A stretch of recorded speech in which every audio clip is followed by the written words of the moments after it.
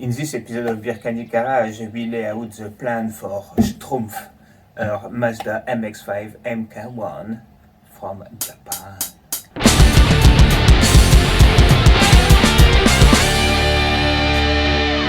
If you guys are wondering what Schtroumpf is, it's basically Smurf in French. This is often referred as like the Smurf color for the paint. And yeah, just thought Smurf was a bit too obvious. Bit too common. That's right. At least Schtroumpf people will struggle to spell it, will struggle to say it. It's a perfect name to go viral. Yeah, it sounds more interesting, doesn't it? That's right. So we've got our paper that we can like. We are high tech on this channel. That's right, on our Sharpie.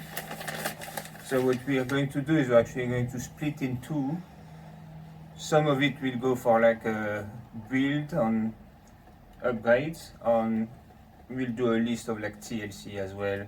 Yeah, there's quite a few little touch-ups on the car that need doing. Yeah. The first things we actually want to do is to convert this from an automatic into a manual. So we already have a manual gearbox, which we can take out of the old MX5. That's right, it's still over there for now. For now, yeah, not for much longer. We're going to take the engine and the gearbox out of that, and yeah, we're going to put the gearbox into this car. Because manual is better. The manual's better, yes. We're also going to obviously add the clutch pedal from the other Mazda as well, and we have a manual ECU for this car as well. Although it's not a stock ECU, I do forget the name of it, however. Speeduino. Speeduino. It's Arduino-based ECU that support boost. Yeah. So we've got an ECU for this car as well.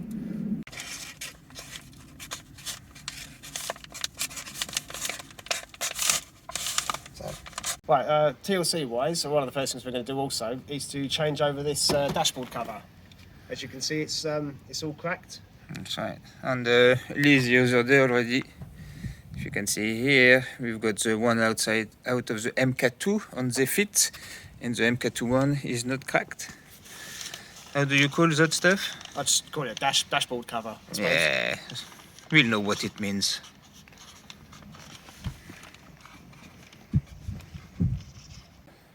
Another thing we are going to do is actually make it look the part.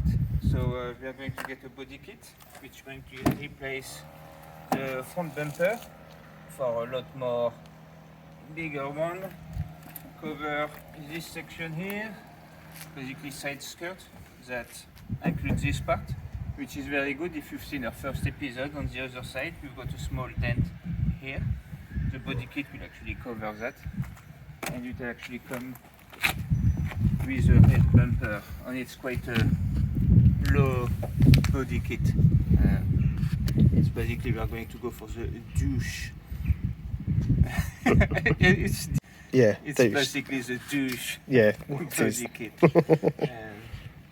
But yeah, this will be coming before Christmas. Excellent. On the TLC side, for the body, we basically just go around a bit everywhere and touch up a bit of paint. Just like, for example, around here. The paint is old and it's a bit flaky, and we basically got it a bit everywhere around the edge. Nothing that bad. Yeah, the main body panels are all pretty much okay. Yeah, again, tiny little bit here.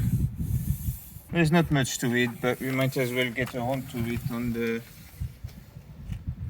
We kind of like to be able to bring this to actually be a show car. Let's put paint correction.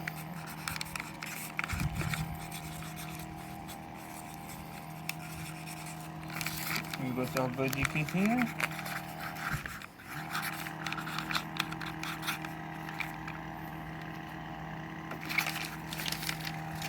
After, when it comes to the turbo and the turbo kit, we are actually going to do it on the chip. Like you already explained, we are going for a Speeduino ECU. It's basically the cheapest standalone ECU you can get. We'll put a link in the description. They actually do a nice kit that comes with all the sensors and everything you need to convert your Miata to a modern ECU. Us, we won't have a choice because as soon as we put a manual gearbox in there, we have to have a manual ECU. So, because we want to go the boost way, we need a standalone ECU anyway. So that's where Speeduino comes in. But when it comes to the turbo kit itself, you're actually going to do it on the chip. So the S3 is going to go for stage 2, which means we get an intercooler. So we get S3 intercooler that we are going to have to mount in there ourselves. But that saves us money because it gives us actually quite a good intercooler. And, yeah, all that's something we need that to do is bunch of pipes. yeah, that's something we don't actually need to buy, which is great. A big cost saving. That's right. And what we are thinking is probably actually reuse the S3 downpipe as well. Simply because those parts are expensive. And what we can do is the S3 downpipe is actually V-bend. And for the body kit, the turbo we found, you can actually get for like 20 quid a flange that basically converts the exit of the turbo into a V-bend.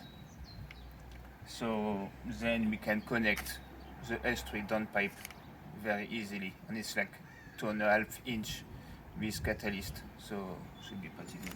Yeah, that'd be brilliant. Intercooler downpipe will obviously need a turbo.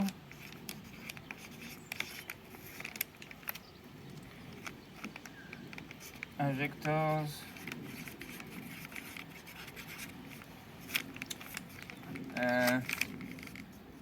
Oil. Water feed line.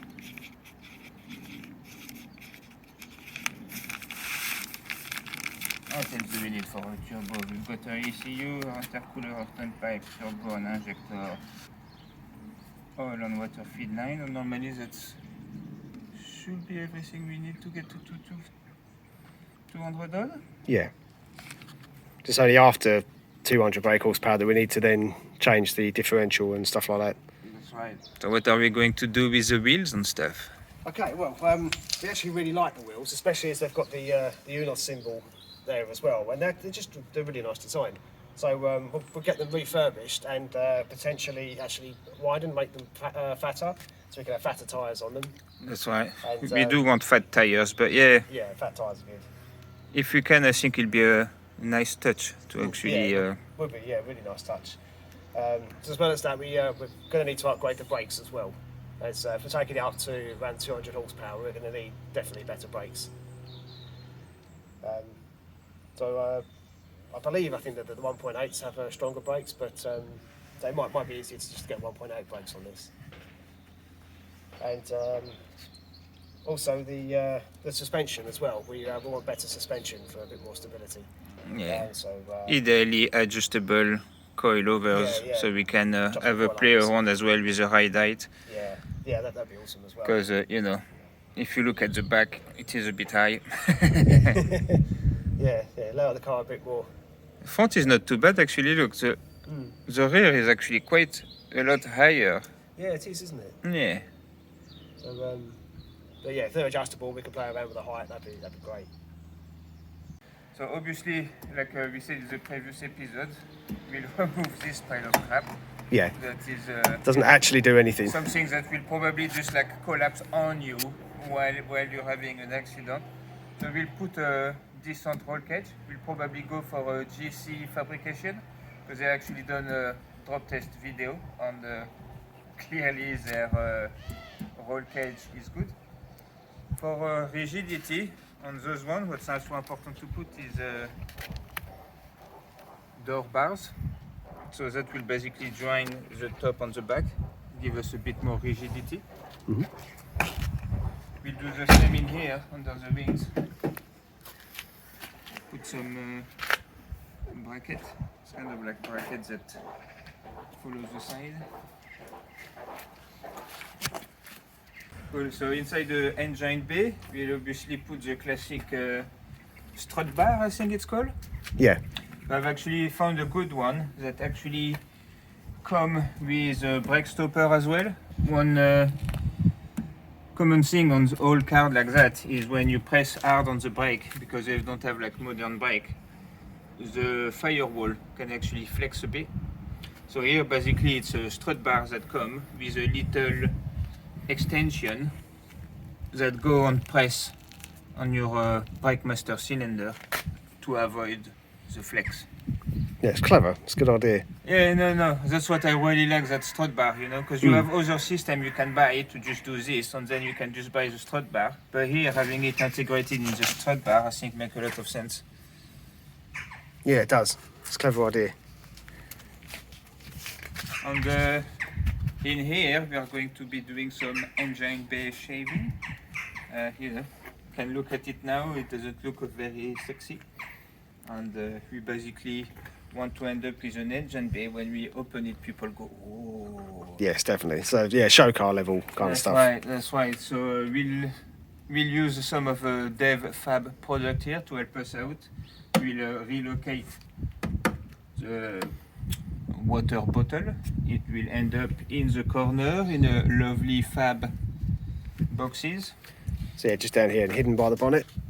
Yeah, that's So right. in that little recess. Where Well, there's should have nothing been else going on so down there. much room there anyway. Yeah, there's loads of room. We'll remove this, which I think is a It's like a fuel vapor.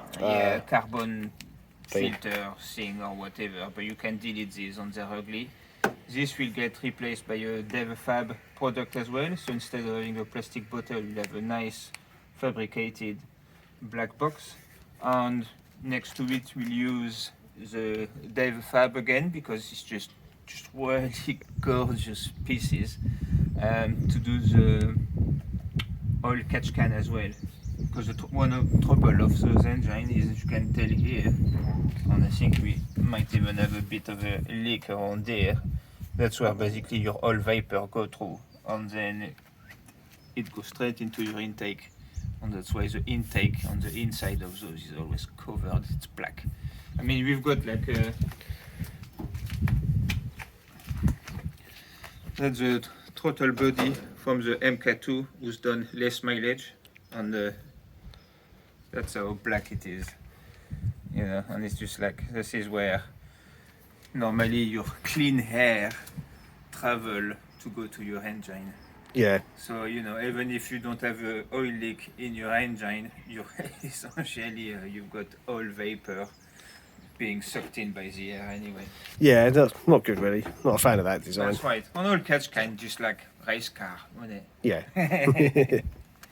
I mean, after we'll do the usual, tuck all the cables. So we'll bring you on the journey, but that generally take the wings out and then use some of the hole to just redirect some of the cables on the outside. Yeah, it should tidy up nicely. Yeah, and obviously after, you know, we'll have like fit an intercooler in there. I mean, the S3 intercooler will probably struggle to find, it'll be interesting. There's definitely room in front of the radiator as well though. But whether there is room for a big one like that, it's a different matter. Yeah, we'll have to measure it up and then see what we can do. But we'll have more room, the body kit, the douche kit. we'll, you know, every time we say douche, we'll just put a picture of it so you know what we mean. But basically this will actually, on top of having a front mesh, we'll actually have two side mesh as well. And it's a lot more straight of a design. So I reckon once you've got the body kit, you'll have a lot more room to play with at the front to actually put intercooler on radiator and all of that. On the radiator, I've actually been wondering if could get away with getting one that is not as wide, thicker instead, and then maybe even have a setup where we can have two next to each other or something. But we'll deal with it when we get there. TLC wise, we need to see if we can realign the bonnet, because as you can see there's a gap, sort of quite a big gap around the lights. So it should be smaller than that. Plus even at the top as well.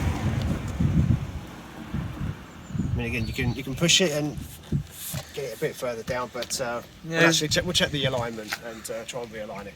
There isn't much to it in it, but yeah, there's not a lot to it. Again, you can see here the lights aren't, the bonnet isn't flush with the lights, so yeah, we've just got to get that so it sits further down, sits more flush. we want the engine bay to look flush. We want the outside to look flush too. To look flush as well, and show worthy. The other thing as well we need to do is check the alignment of the door. Well, not check it, it's out. We need to. Yeah, you can tell. Look, if you close it and open it slowly, don't know if you can tell on camera, but it drops. Yeah, it drops slightly. Yeah, you can feel it when you close the door as well, that it's actually not quite lined up right. Yeah, no, it got to take a step, doesn't it? Yeah, definitely. We've just seen this bit as well down here. Not too sure what this is or why it's there. Well, it's part of the plastic trim like the wheel arch, but don't know why it's poking out like that. No, it's not. It's not doing it on the other side either, so we have to sort that out. Something's not quite right there. Also, you can see for the paint on the bonnet isn't quite right. So first things first, we're going to give this a really good polish and see if we can bring it up nice again. And then depending on how that works out, we'll decide what to do from there.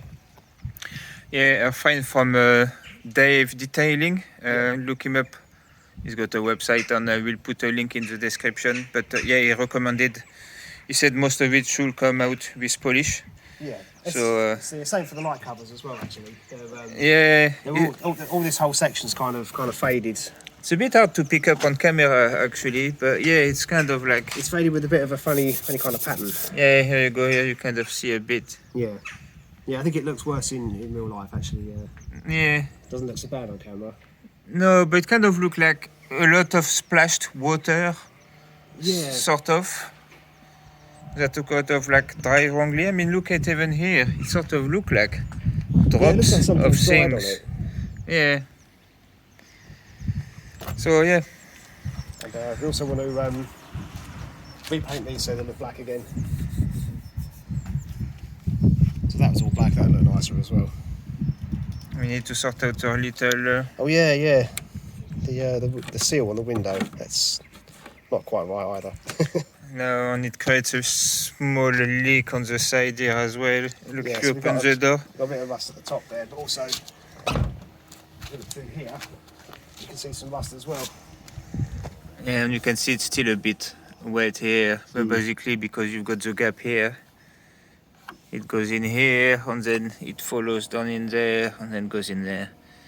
Nothing major, nothing that bad compared to compared to the other one, compared to Mrs. Rusty over there. Yeah.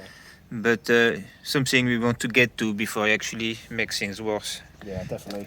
Last time we removed the MX5 wheels, there was actually a fair amount of water damage underneath there. There was, yeah. Alright, so we will also delete few things, starting with this. Yeah, real. When we are done with this, it's going to be sounding so good. You won't need a stereo. Why would you? I never use a stereo in the S3. You know, you want distraction, you open the window. But yeah, so we'll delete that on, you know. Yeah, it just kind of, well, literally sticks out, doesn't it? Yeah, no, you can't even put it in, you know. It's kind of like, if it was like sort of electric on, yeah, I don't know, it's kind of like, not the sort of nipple you want. You know? No, not really, no. there are better nipples out there. That's right. We're probably thinking of either deleting or converting the windows to manual. Or I think it's a guy from Buffy Racing who just got like a strap that he used to raise and lower his window, which is like the fastest window you've ever seen on the MK1. Yeah. So I'm quite tempted by that, so we might explore it. One thing we'll do as well is delete the center console. We are going to have to remove it anyway to kind of like take the transmission and put a manual one. It just looks a lot smoother and a lot sportier. It will do, yeah. This one, this we will struggle. The little ashtray here. I think that we will struggle to actually bring back looking nice. Yeah. And the windows, some people might say, oh my god, you've got electric windows and you might delete them. if you ever used electric windows on the MX5 MK1, you will know that you're better off with manual. Yeah, they're very, very slow, aren't they? Oh, they are the slowest thing you can see. I mean, look, let's do an MX5 window race. Let's do a demonstration. That's right. In worst case, If I can find the keys. No, it's right, they're in my pocket. I just got like good. deep pockets. Gotcha. You know? Worst case, even if we wanted to delete that center console and not delete the electric windows, we could just relocate the switches. But I think I quite like the idea of getting rid of the electric windows as well. That's right. Close the door. That's it. Hold on. Oh yeah. Now close it. Yep. All right.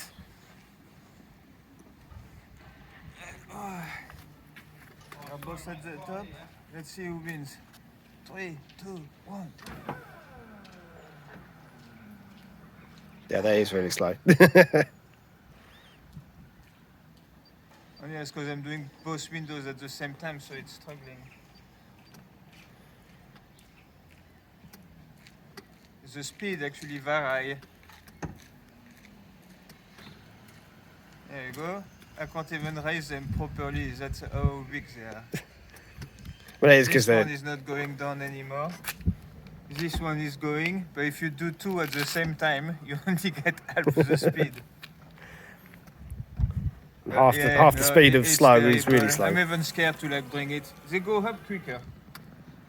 Look at that, Yeah. Oh. I suppose if you're doing your own MX5 build, you can replace them with new ones. I suppose they'd be quicker, but we're not too fast. We want weight reduction anyway. No, I mean, it's really, it's a feature that was cool to have back in the 90s. Yeah. You'll be like, ooh, my one's got electric window. But really, from a practicality point of view, it's terrible. One side doesn't even go down all the way. Yeah. And you probably like drain half of the battery every time you put your window down. So yeah, I think we'll just get rid of that, I think. That's right. Let's hope it still starts after that. Yeah. I've got jumping cables in my car, come to it. We'll jump start it. Although, as you say, you haven't started it for a couple of weeks and it fired straight up, which is brilliant. I really like this car. It starts every time we try it. So. That's before we get around to it, Yeah. You might sit in there for a few days. Okay then, so that's our rough war plan for the Eunos. We've got our list here. Yeah. Only a small one. Only a small one, but that's what you do with by the time we've done it, it'll be next spring probably. Yeah, probably, yeah. To be fair, we do other stuff. Yeah, absolutely. This isn't our only project, is it? No, exactly. We still one. have Kawasaki, the Harley, the S3, Yeah. Corvette, maybe.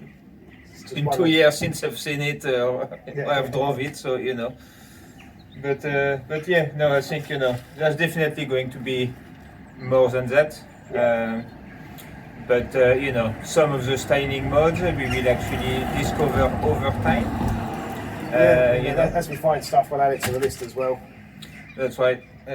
And at least it gives us sort of a good plan.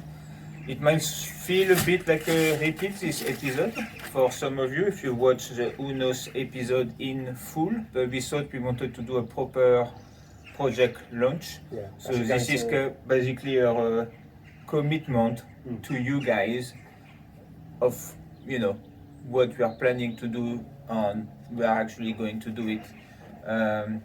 So the goal is definitely turbo. Yeah. First thing will be the gearbox change. We still need to take the gearbox out, but that should be, hopefully we should be able to complete that this week anyway, which then leave room for the Eunos to come in here. We'll switch the gearbox.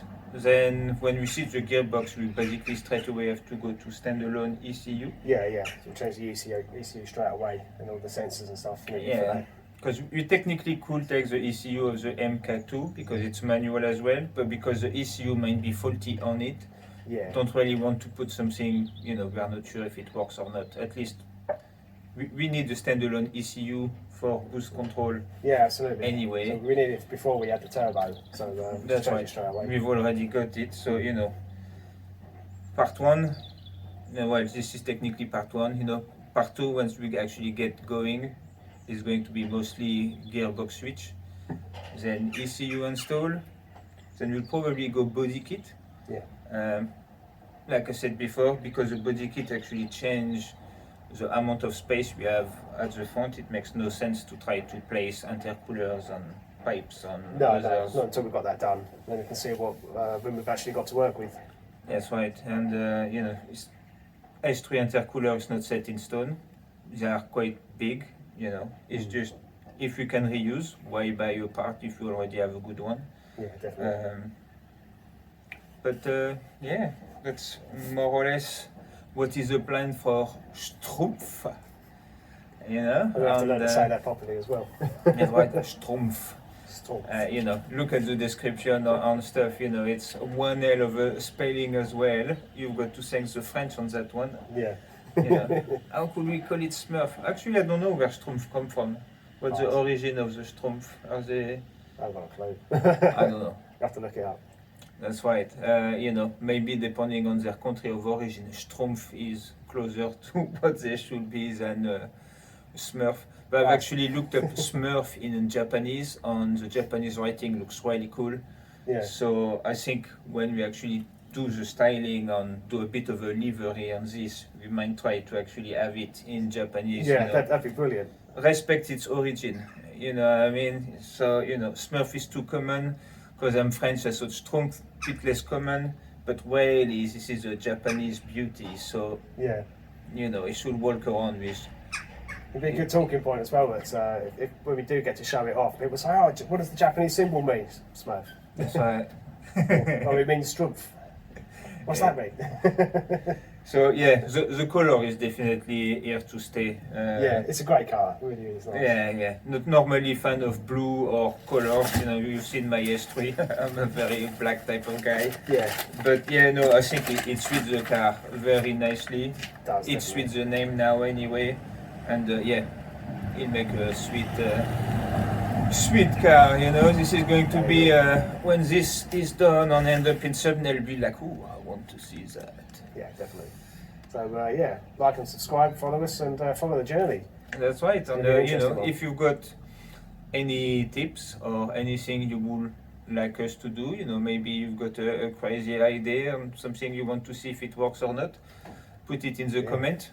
We might do it, we might not. You know, depends how good your idea is, isn't it? Yeah, definitely. So you know, but yeah, stay in touch. Yep. See you in the next one. Bye bye.